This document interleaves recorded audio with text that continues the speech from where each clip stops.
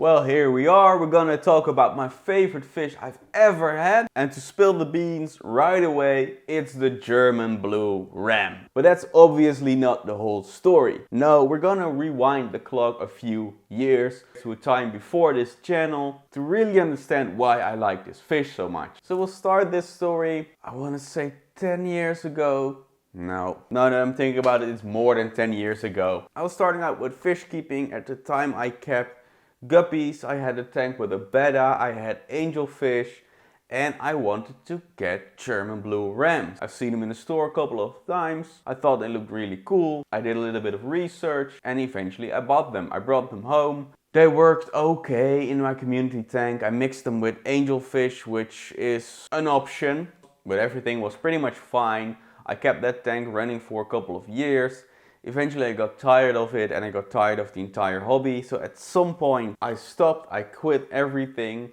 I had no fish tanks for a couple of years. I moved out of my parents' house and eventually the pandemic hit. Anyway, a couple of weeks into the pandemic I thought I should get back into fish keeping. I've been thinking about getting a crested gecko or a new aquarium while I wasn't keeping anything, but I never really saw a good opportunity or reason to get one. And with the pandemic I was now locked inside my home. So if there was gonna be an opportunity to get a new aquarium, this was it. I ordered this tank right here, 110 liters, and I went absolutely wild with it. I designed and carved a background from scratch. It was made out of insulation foam covered with a layer of cement. It was painted, it was sealed. It was a lot of work and I was really proud of it. Now it wasn't some kind of high quality aquascaping, but it felt really cool to be designing an aquarium once again.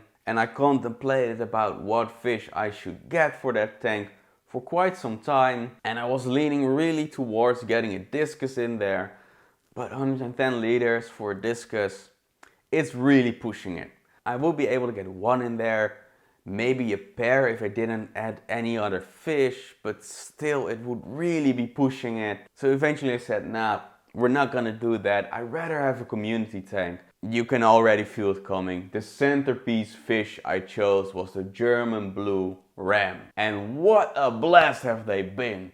Now the full stocking of this tank has changed a couple of times, but I started out with a pair of German blue rams, I think about 8 cherry barbs. I added 3 coolie loaches, 2 normals and 1 black one. I added cherry shrimp and a mano shrimp. Unfortunately cherry shrimp died pretty fast, probably because the German blue rams ate them. I added 2 nerite snails and I think 5 hatchet fish up top. I think that was the stocking I started out with and it was amazing. It was such a nice tank to see. I was really enjoying it. I was getting the feel of the maintenance really quickly because I kept tanks before, so the maintenance was really easy to get back into and I just fell straight back in love with the hobby. And the German blue rams played a key part of why I love this tank so much. They are jam-packed with personality. They will come to greet me. They spawned in that tank multiple times. When there was some breeding going on, whenever I was cleaning the tank with a toothbrush, the male was coming up to the toothbrush and was attacking it, which I always thought was really cool, that he was that bold, that he was courageous enough to attack me cleaning the tank. Now eventually I added some other animals that I had an eye on for a long time but never kept before. I added 2 hillstream loaches in there, which were also showing some breeding behavior, which was also really amazing. I eventually added 2 vampire crabs in there, which a lot of people say you'll never see in your aquarium. And at first that was true, but after about 2-3 weeks, maybe a month, they started to get comfortable. I figured out where they were hiding, and once you know where they hide, you can really see them quite a lot actually. In my case there was one rock right about where the flow of the filter ends, and he was underneath that rock very often, but right about sunrise and sunset he would come out and would sit on top of that rock and filter feed in the flow. Everything was really nice.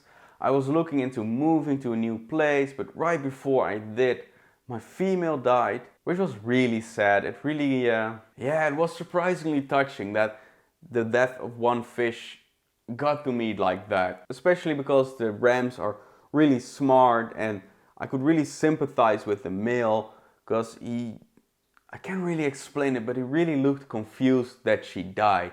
He was swimming around her, he was trying to inspect what was going on, but she was just gone.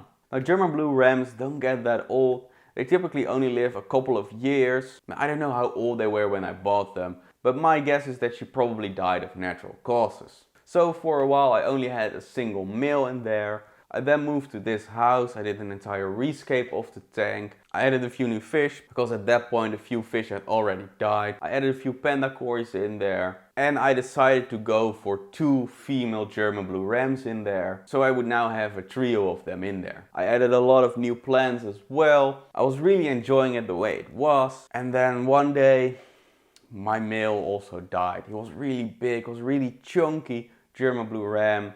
But at that point, the hobby started to go down for me again. My favorite fish of that whole tank, the 2 German blue rams, had died. And I did get 2 new females, which was a mistake because the females were really fighting over territory. Kind of the magic of the tank had disappeared when the male died. And shortly after, the background separated from the tank. So now I also didn't have a background in the tank. I lost my favorite fish, and with all that, I kind of lost the interest for the tank. Looking back, what I should have done was probably rescape the whole thing. Maybe get rid of one or both of the females, get a new centerpiece fish in there. I don't really know.